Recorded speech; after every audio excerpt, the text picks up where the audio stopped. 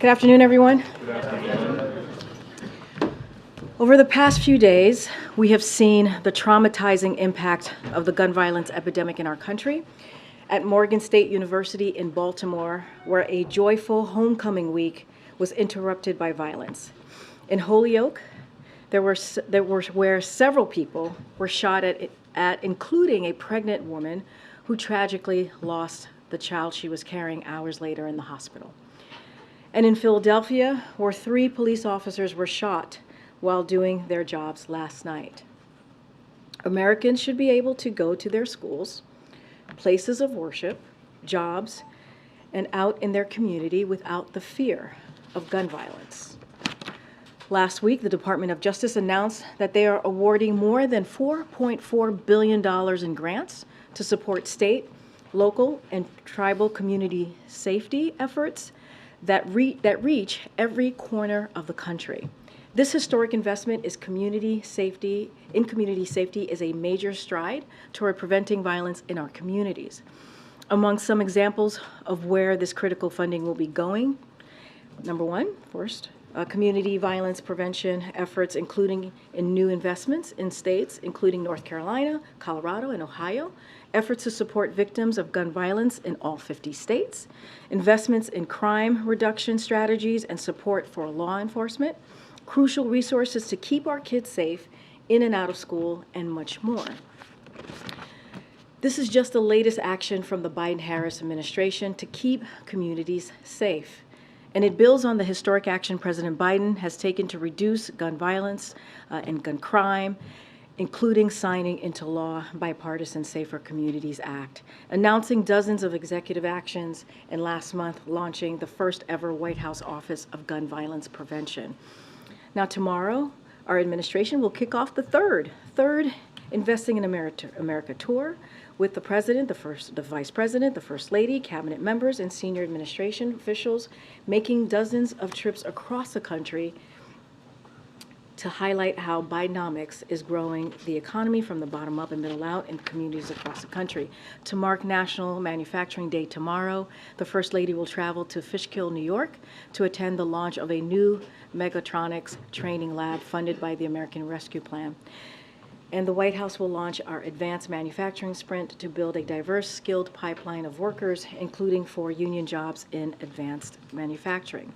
This tour comes as extreme Republicans in Congress continue to try to block the president's Investing in America agenda and repeal critical pieces of legislation that are bringing investments and opportunity to their own districts. We'll be sharing out some more additional information this afternoon, so please stay tuned. Sungmin?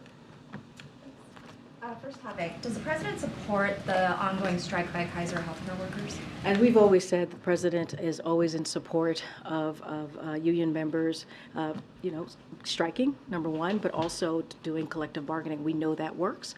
We've seen that work, whether it is the UPS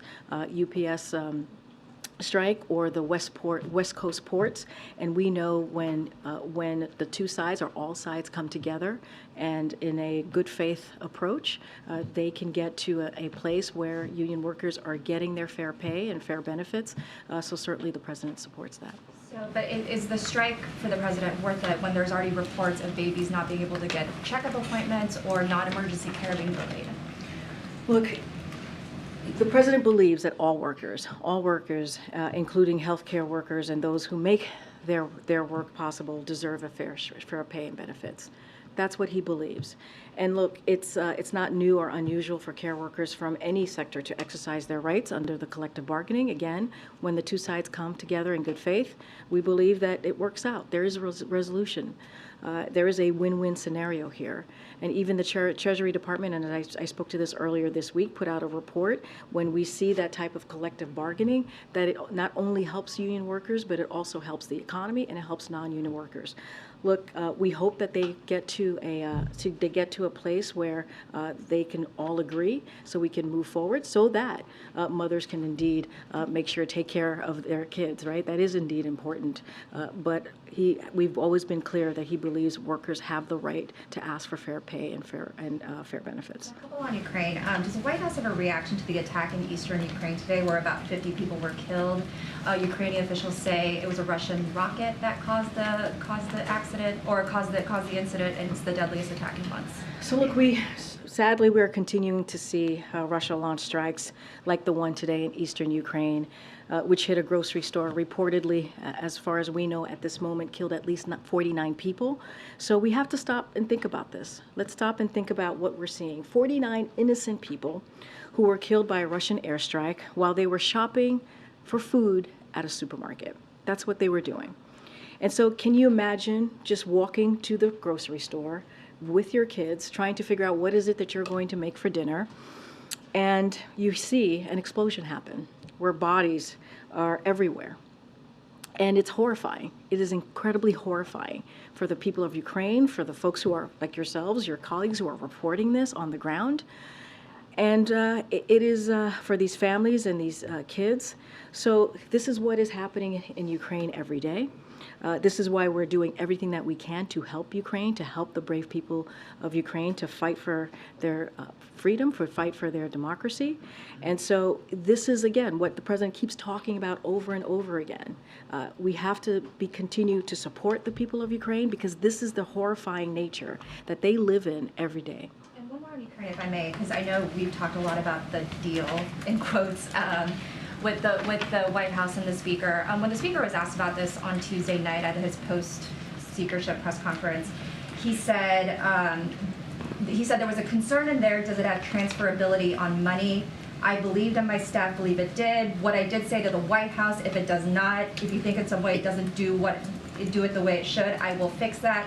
I did say that. I did say I'd do it. Is that the agreement that the White House had with the Speaker, fixing some money transferability issues as it relates to Ukraine aid? So here's what I can say, and just to what the president alluded to, we have another package of aid of Ukraine for Ukraine soon as part of our normal cadence, which includes weapons and equipment for the fight that they're in. And so we're going to continue to do that.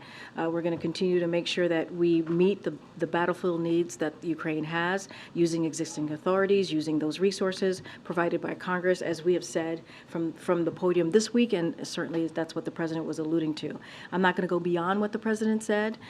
We ultimately, though, we believe that Congress needs to act, right? Even as we talk about these authorities, these are the resource authorities, funding authorities that we have, these PDAs, and you've heard from my colleague at NSC that we can go a bit longer, but it's not the long-term solution. So the big piece of this right now is that we need Congress to keep their promise, the promise that they made to Ukrainians about continuing that bipartisan support. We see it in both chambers that there is a majority of support there, and so that's what, when we talk about the long term, how we move forward, that's what we want to continue to see.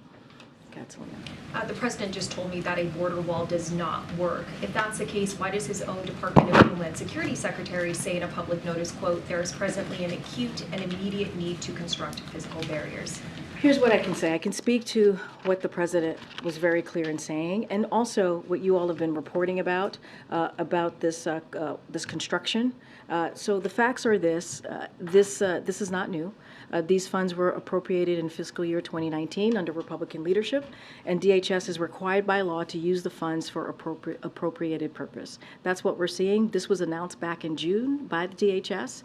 And so, look, we believe that there are better effective ways of moving forward to secure our border and security, our border security, and we have continuously asked for Congress to act, to provide our CBP, the law enforcement at the border, to give them the resources they need to do their jobs. And so we're going to continue to call on Congress. We believe, and the president has been very clear, even when you asked him, does a border wall work? He said no.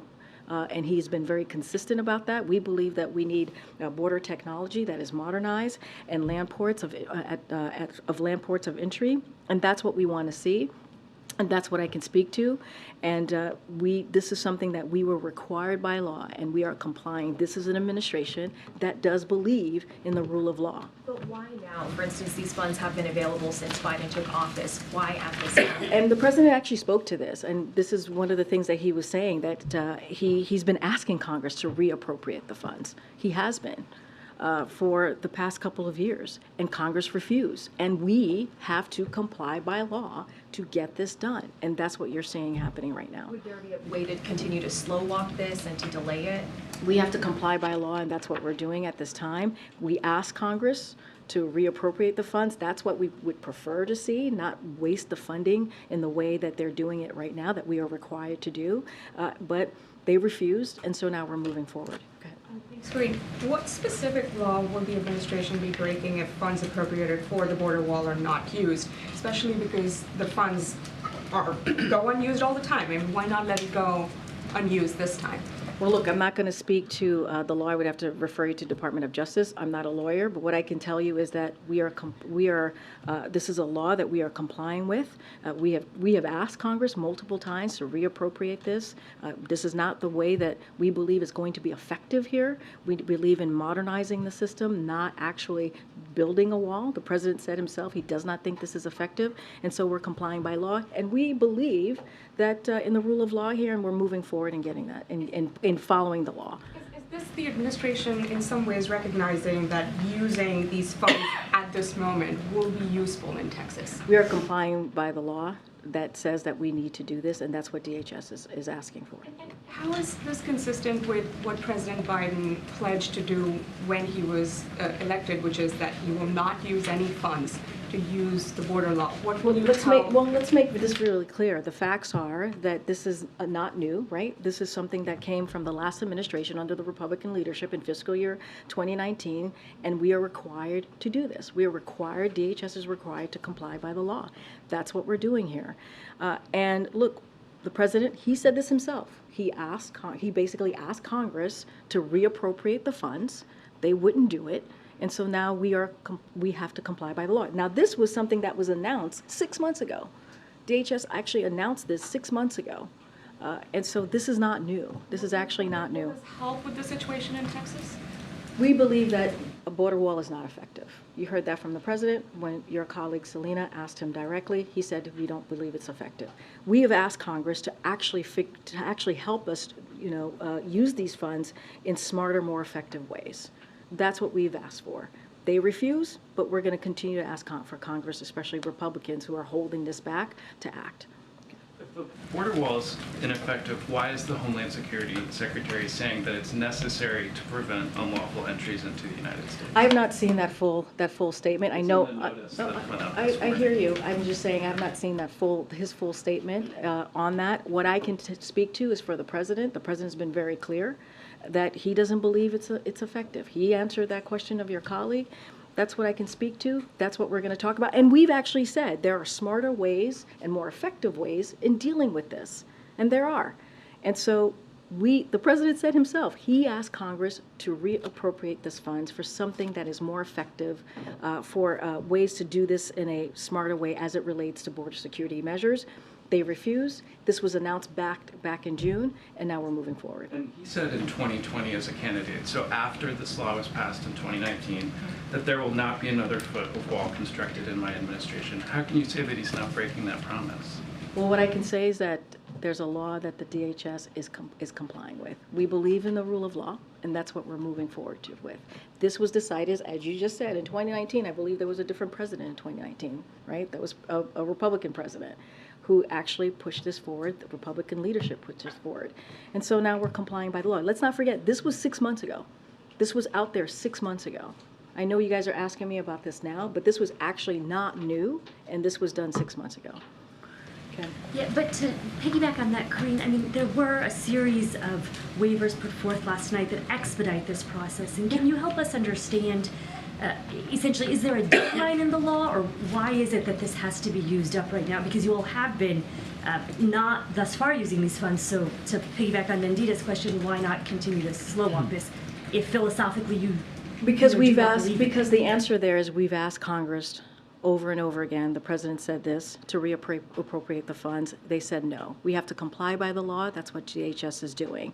As you asked me about the environmental laws that we had to deal with, we have to comply by the law, and which requires, because we have to comply by the law, which requires the agencies to use these funds for their appropriated purpose. Now, CBP will conduct environmental and cultural resource surveys of this project, and so certainly I would refer you to DHS and CBP on the specifics of that, and also the law itself. What I can tell you is that we have to comply by the law, and that's what we're doing, and that's what DHS is doing. Again, this was announced back in June, and this is how we're moving forward. And you heard directly from the president. His stance on the border wall has not changed. He does not believe it is effective. He's been very clear about that.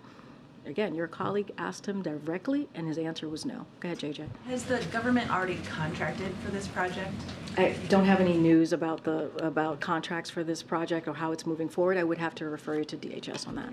Ukraine speech, are you expecting it to be next week, early next week? So I don't have anything new to share on the Ukraine speech specifically. But look, the president was very clear. He wants to give a major speech on this. And so when we have more information, certainly we will share it. Look, and you've heard me say this multiple times. You heard the president say this. There's strong bipartisan support from both chambers for protecting our national security by backing Ukraine as they continue to fight for their democracy, for their sovereignty, and resist the brutal invasion of Russian aggression, obviously, which has committed war crimes and atrocities and killed countless civilians and kidnapped thousands of children. We saw what's happening today in Ukraine at the grocery store, where we know at least 49 people have died, and that's horrific. That is how they're living their life. And also, I want to bring in the experts into this too. Across the spectrum have stressed, if we abandon the people of Ukraine and Russia is successful, it would send a terrible message and embolden dictators and would be aggressors around the world who may want to invade other countries. So which could draw the United States and create much more of a problem and an issue around the world. So that's why we have to continue, we believe, being behind the people of Ukraine. When we have more to share on his speech, we certainly will do that. But yes, the president is going to make a major speech on Ukraine, and when we have those information, we'll certainly share that. Okay, Peter. Karine, I just want to follow up very quickly. You said that it's not new, but to be clear that this was posted on the Federal Register overnight on October 4th. So just to be clear about this, the president earlier today said that he was asked, does the border wall work? He said no. But in this statement that was posted within the last 24 hours, the Department of Homeland Security Secretary says there is presently an acute and immediate need to construct physical barriers and roads in the vicinity of the border of the United States in order to prevent unlawful entries into the United States. So who's right? The statement from the DHS Secretary overnight or the President's comments today saying they don't work? So a couple of things. Yes, it showed up on the register today, but the announcement, this is not new. This is from 6 months ago. Well, it is new because the waiving of the laws actually didn't happen. But this is something that was out back, that the DHS was put out back in 6 months ago. Well, now they announced. Did they waive the laws 6 months ago? Well, what I'm saying is DHS announced this back in June that the agency would do so. They actually said that they would do that back in DHS. Forward with it today, but the initial announcement was 6 months ago by waiving the laws. So that's what's new today. Understood. So Yes. the statement when Just he wanna says make sure we're presently clear on was that. filed. So when he said there is presently, are you saying when he says there is presently, he was referring to 6 months ago or referring to the date of which it was filed? What I can 10/4? tell you is DHS announced this back in June, that they were going to move forward with this. That's what I can share with you. That's what I know is to be true and is to be fact. Look, I can speak for the president. The president said, he was asked directly, he doesn't believe a border wall is effective. Does he have a disagreement with his Department of Homeland Security Secretary? What I can tell you is what the president, I want to tell you what the president said and what your colleague asked him. He said, no, he doesn't believe that the border wall is because he's effective. speaking in direct contradiction to what his own I know, Homeland I hear Security you, Secretary I says. hear you. I'm speaking for the president. I'm saying that he has said that he does not believe a border wall is effective. That's what he was asked. He has said that for some time now, and it still remains to be the case. He asked, right? He asked Congress multiple times. His team has asked Congress to reappropriate the funds. They refused to do that. We're going to comply by law. Will you ask the president on our behalf then, in the absence of our ability to do that, whether he disagrees with the statement that there is presently an acute and immediate need to construct I'm physical happy to take barriers? that back. I'm happy to take that back. Go ahead. Karine, again on the wall, Mexico's president is saying that the plans to move forward quote, are contrary to what President Biden had been proposing. Has the president addressed this with Mexico? Has he talked I mean, he to- just addressed it in But has the Oval. Has he spoken to the Mexican leader? I hear you, but that was just came out, right? I'm assuming that he just made that statement, correct? talked to him in Well, advance. you guys just saw him. He was meeting with his national security advisors, right? With the new chairman. So, first of all, you heard directly from the president. He said that he does not think a border wall is effective. So you heard directly from the president on that as the president of Mexico is speaking to, right? So you heard directly from the president. I don't have a call to read out. The president has been busy meeting with his national security team. I don't have a call to reach out. As you know, members of his team here at the White House they went down to Mexico. They did a delegation and went down there and had meetings. I don't have a call to read out from the president. Go ahead, Nancy. Thanks, Karine. As someone who spends a fair amount of time in the Oval Office with the president, did you ever have a troubling encounter with Commander? No, not at all. So he never nipped you? No. Were you ever wary of being No. around him No, and because of the biting incidents that you had heard about? Absolutely not. And I've seen Commander many times. I was never worried, and I've never been bit by Commander. Have any of the members of your staff? What I can say, I don't have numbers of exact numbers of any incidents with Commander. I do want to lay out something that my colleague Elizabeth Alexander over at the First Lady's office, who's our communications director, and just to be clear here, and we want to make sure that folks understand, just in case you guys didn't see her statement here, and it goes as follows. The President and the First Lady care deeply about the safety of those who work at the White House and those who protect them every day. They remain grateful for the patience and support of the U.S.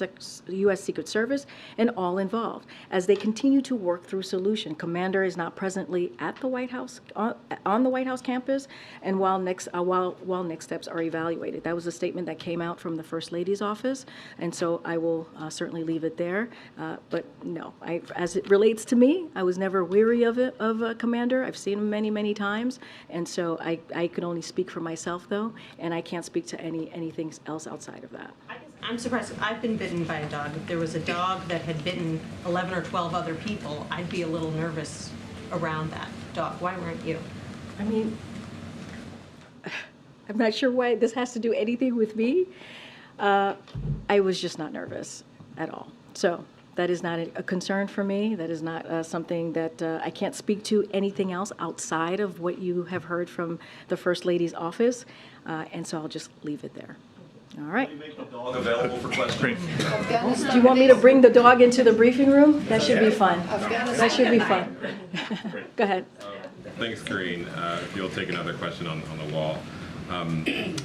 You said, quoting the president, that he did not believe that a wall was effective. And you, in your own words, said that it would be a waste. I wonder if you could talk about why a wall is ineffective for a number of different reasons, whether it's stopping drugs, stopping illegal migration. Yeah. Obviously, the president has voted for the Secure Fence Act in 2006, specifically talking about how it would be effective in stopping drugs. Well, we believe, so first of all, he was asked, do you believe, let me get the exact, do you believe, by your colleague Selena here, do you believe the border wall works? He said no, right? He answered that directly.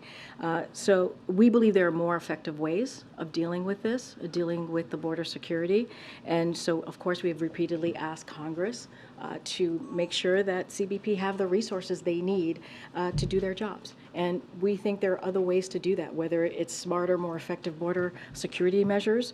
And so, like border technology, we believe that works when you modernize that, and also land ports of entry. We believe that's what works to deal with border security. And so we've been very clear. The president's been very clear about this. He doesn't believe the border wall is effective, and that has not changed. That has not changed. We are complying by the law. DHS is complying by the law. That's an appropriation that came from fiscal year 2019 under the last administration, Republican leadership, and that's what you're seeing now. I just want to follow up with a question about the letter that Governor Pritzker sent earlier this week. He asked for one person in the White House who deals with the president to be a coordinator for border issues, for irregular migration and how it's impacting some of these big cities. What's the White House response to this idea that he needs one person, because it sounds like he thinks that there's more coordination that needs to be happening? So here's the thing. There are multiple folks here who deal with, who have been in touch with governors across the country on this issue. You have the Intergovernmental Affairs Office, which is led by Tom Perez. And so that is someone who has kind of led these conversations with these governors and talks to them pretty regularly about the issues that they're having, an array of issues, not just this. And there are multiple other people that have been in touch with governors across the country. Look, let's not forget, we provided $1 billion to those counties, states, cities who are dealing with this issue, right? And so we've been very engaged, whether it's the governor in Illinois or the governor in New York, on how to move forward to really deal with the issues that they're dealing with on the ground in an effective way. And so that's what we're going to continue to do. It is an issue that's incredibly important to this president, and that's how we're going to continue to move forward, have those engagements, have those conversations, and figure out what ways the federal government can help them on the ground.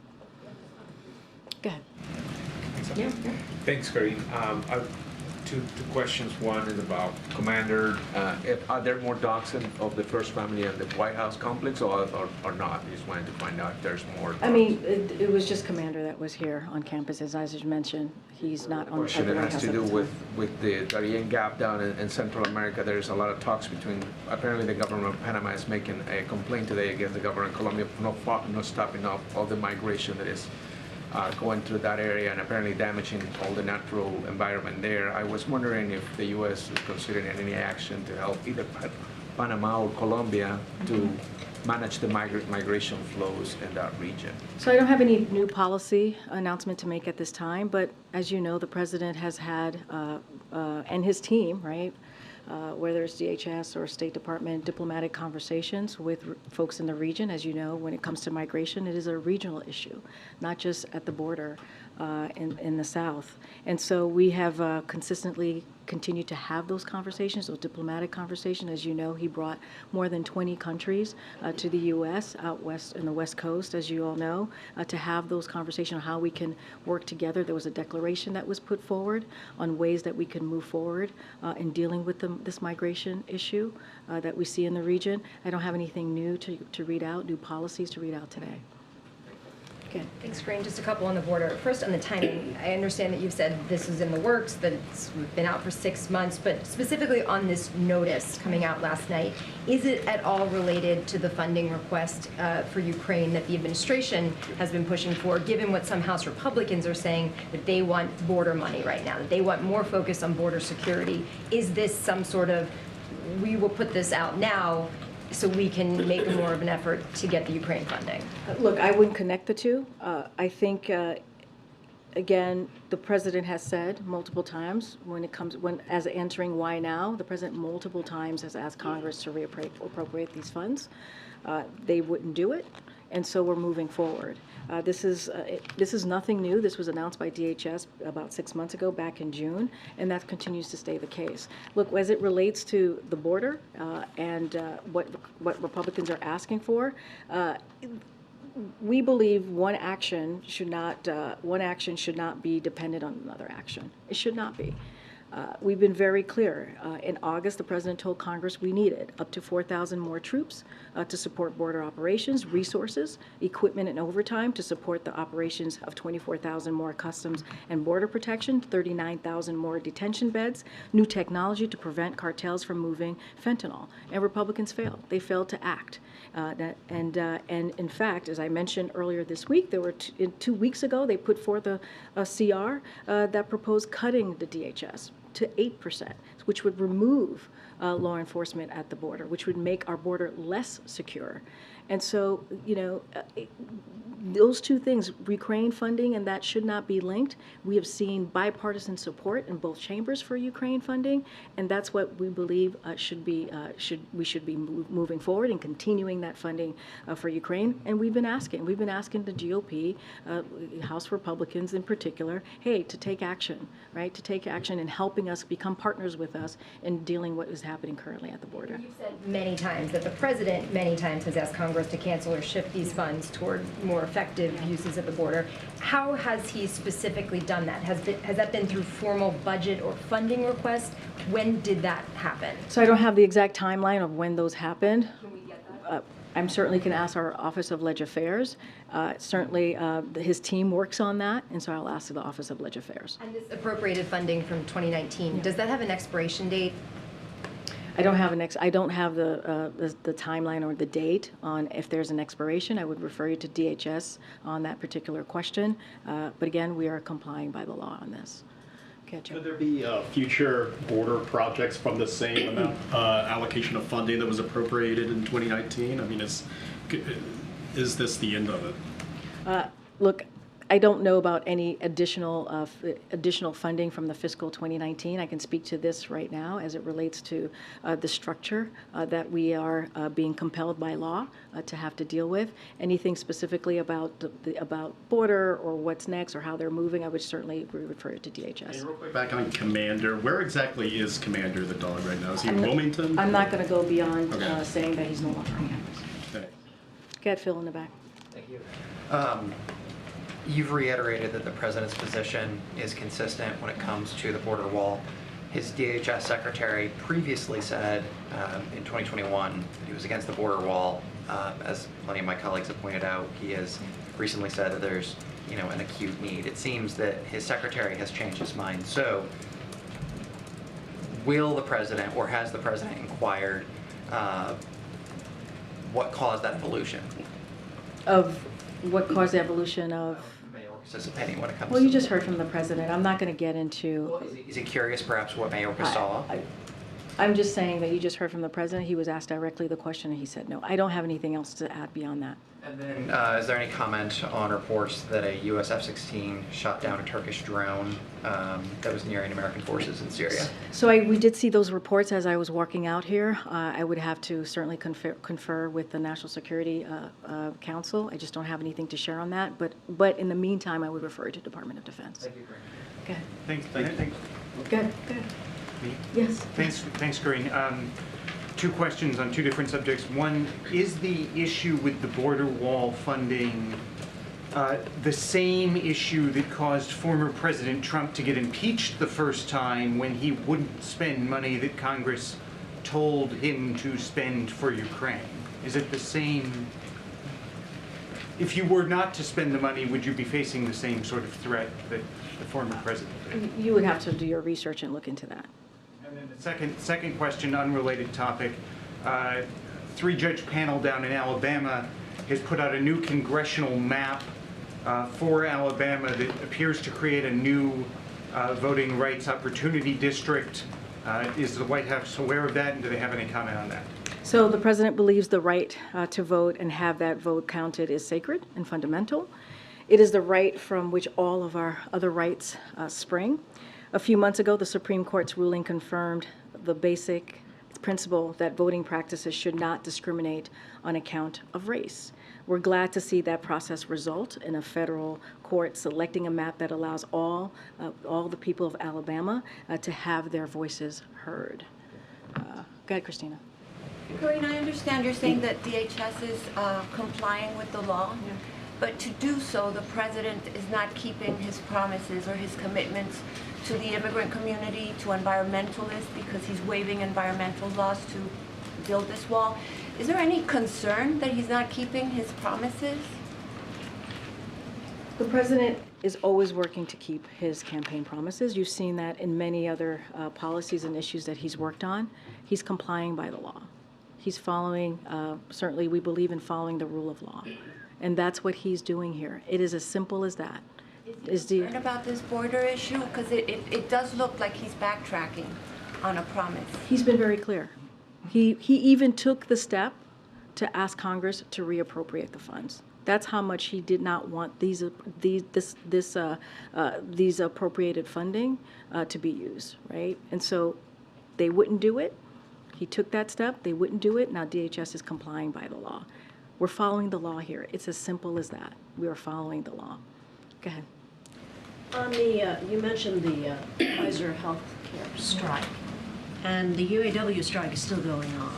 At what point does that become a problem for the president in terms of whether it's starting to have a negative effect on the economy overall, and will he speak out about that? I mean, the president went to Michigan very recently, just last week, a week ago, actually, to show his support and to stand in solidarity with union workers. And that is, he did that because he believes that unions have the collective bargaining rights to ask for fair pay and fair benefits. They should be able, you hear the president talk about this often, the dignity of work, having that dignity to be able to provide for their family. And he believes, as it relates to UAW, record profits should lead to a record contract. That is something that the president has been very consistent on. And so, and same for the Kaiser union workers. They have the right to strike, and they have the right to do collective bargaining, which we have seen in multiple instances in the past several months, that when both sides come together in a good faith effort, that there's a win-win situation. And so the president is always going to be proud of being the most pro-union president ever. He has said that. That's a label that has been given to him by unions, and that's because he's done everything he can to make sure that union workers are certainly respected and have that dignity, and he's going to continue to speak up for them. That is something he will never back away from. But at what point does that become a problem if it creates a drag on the economy? I'm just not going to get into hypotheticals here. What I can tell you is that the president is the most pro-union president for a reason, because he believes that union workers have the right to ask for fair pay and fair benefits. And it is something that they have the fundamentally right to fight for and to ask for. And so, again, he stood very proudly in taking a historic action, going to an active picket line to really speak on behalf of union workers. Thank you, Karine. There is a Senate delegation going to China next week. I wonder if the White House is going to give them any advice or guidance, and if the president will talk to them before or after their trip. So we've been in touch with Senator Schumer's, Leader Schumer's office about the upcoming Senate delegation, as you just mentioned, that trip, and we support certainly their engagement in the region. So we would have to refer you specifically to Leader Schumer. We certainly support their trip to the region. Okay. Thanks a lot. You're up here. This You're is my throwing me seat. off. This is the LA Times seat, my old seat. Okay. All right. You're Mr. LA Times? I do. Okay. I do. My hometown paper. Okay, don't tell time.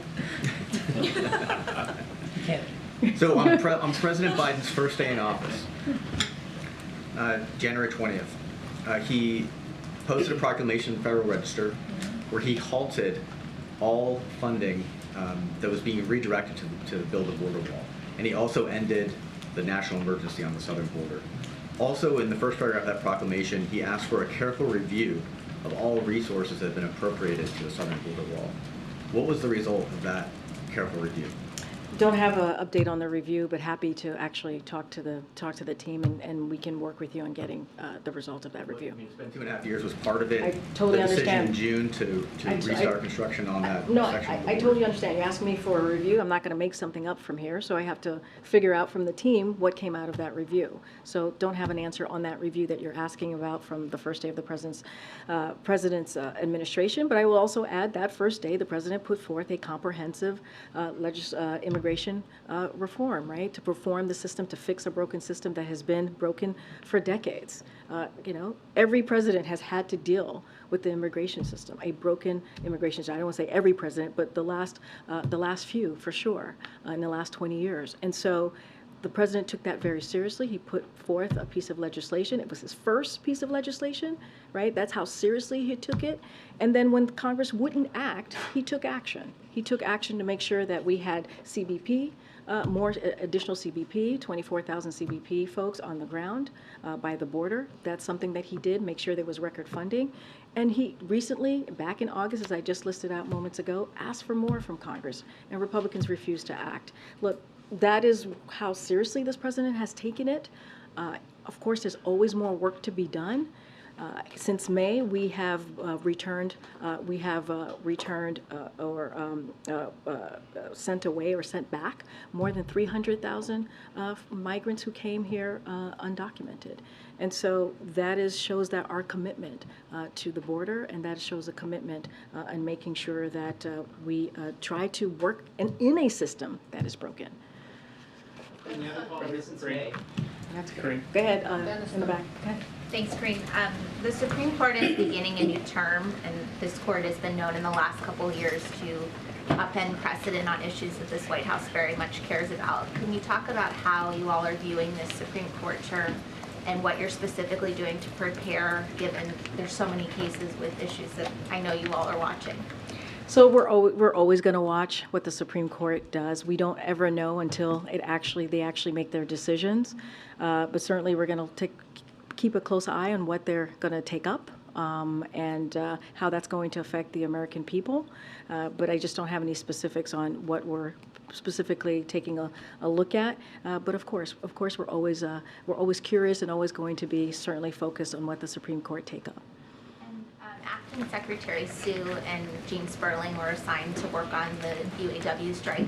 Are they still in Washington, or have they gone to Michigan at this point? So I don't have anything new about any engagement from the Secretary or Jean Sperling as it relates to UAW. Certainly, if we have anything to share, we will do that.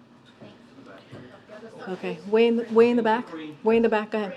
Thank you, appreciate it. Two questions on the border wall. Sure. First, just to clarify, the White House says that it's doing this only because it has to, no other reason, like a surge in border crossings or pressure from other Democratic leaders? DHS was required to use this funds for their appropriated purposes to comply with the law. That's what they were required to do, and we're going to continue to call on Congress to take action, to work with us on dealing with border security, to make sure that we find smart ways and more effective ways to deal with the border, and that's what we're doing. And that's what we're going to continue to work on. We've done that as recently as this past August. We've asked for $4 billion in supplemental funding to deal with the border, and we need Congress here. We need Congress to work with us on dealing with the issue that's happening at the border. Why is the administration waiving laws to expedite construction if the border wall is ineffective? I answered that question a couple times already. I'll answer it one more time for you. This is something that the DHS had to take a step forward in complying with the law. That's it. Thank you, Karine. Thank you, Karine. As a candidate, President Biden didn't say there will not be another foot of wall constructed that except what was appropriated in 2019. He said there will not be another foot of wall constructed in my administration. So something changed. What? You want us to break the law? Is that what you want? You want us to not comply with the law? I'm not. But you want us to not comply with the law. You want us to not be in administrations that follow the You rule guys of law. do this all the time. The student loans, the student loan forgiveness program, you went to court to fight for that. If this is such a problem, building 20 miles of wall, why not just go to court? We went to Congress. The Congress appropriates the funding. Why not Congress, fight them more? Congress appropriates the funding. We asked them to not use that funding for that particular purpose. They denied it, and now we're complying with the law. If you have to build a border wall, but you don't think that it's going to work, then once it's done, are you just going to tear it down? I'm not getting into hypotheticals from here. I'm just telling you what I can tell you from here. The facts are that DHS is complying with the law. This is from this was under fiscal year 2019, under Republican leadership, and DHS is required to do this. The president asked multiple times of Congress to reappropriate. They did not, and we're not complying by the law. Thanks, everybody. It's anti-democratic to blackball major newspapers. My question about Afghanistan, I think I